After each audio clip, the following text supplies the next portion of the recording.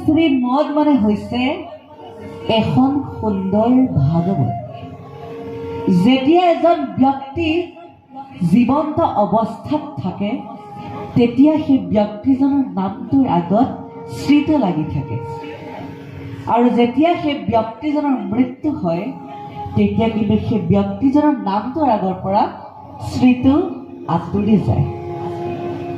কিন্তু আমাক ভাগৱতে প্ৰকাশ কৰিছে যে ভগৱন্ত সদায় জীৱন্ত। ভগৱন্ত সদায় জীৱন্ত কাৰণে ভাগৱতৰ আগত সদায় শ্ৰীমতটো লাগি থাকে। আৰু ভাগৱতৰ অৰ্থভাগ মই এটা শ্লোকৰ মাজেৰে প্ৰকাশ কৰিব বিচাৰিছোঁ যে ভাতিতি সৰ্বলোকেষু গীয়তে সনকাদিভি वर्तन्ते सर्ववेदेषु त्रैवेद सकलं जगत इति कथ्यते भागवत।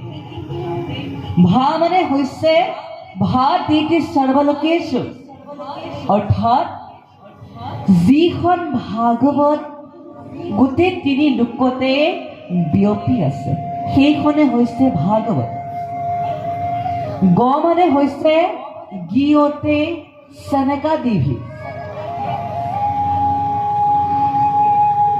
গ মানে হৈছে যে যিখন ভাগৱত সনক আদিয়ে সদায় কীৰ্তন কৰি ফুৰে সেইখনে হৈছে ভাগৱত।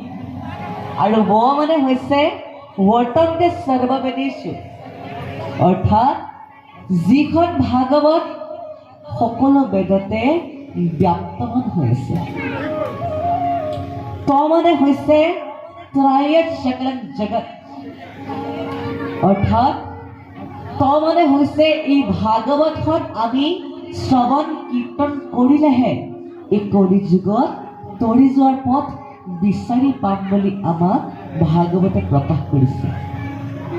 ইতি কথ্যতে ভাগৱত, এইটোৱে হৈছে ভাগৱতৰ অৰ্থ। হে মোৰ মাতৃ সমস্ত, আপোনাক সবে যে এটা ইমান শান্ত পৰিৱেশ সৃষ্টি কৰিছে, এই ভাগৱত শ্ৰৱণ কৰিছে, এই সুযোগতে মই আপোনাক সবকৈ ধন্যবাদ জনাইছোঁ যে আপোনাক সবে এটা শান্ত পৰিৱেশ সৃষ্টি কৰিছে, ভাগৱত শ্ৰৱণ কৰি আছে। আৰু আচলতে ভাগৱত অনুষ্ঠানত এনেধৰণৰ শান্ত পৰিৱেশ হ'ব লাগেই, নহয় জানো বা সমস্ত? সঁচাকৈ এনেধৰণৰ এটা শান্ত পৰিৱেশেই হ'ব লাগে। আৰু আজি সেই শান্ত পৰিৱেশটো মই পাইছোঁ, সেইকাৰণে মই সকলোকে ধন্যবাদ জনাইছোঁ।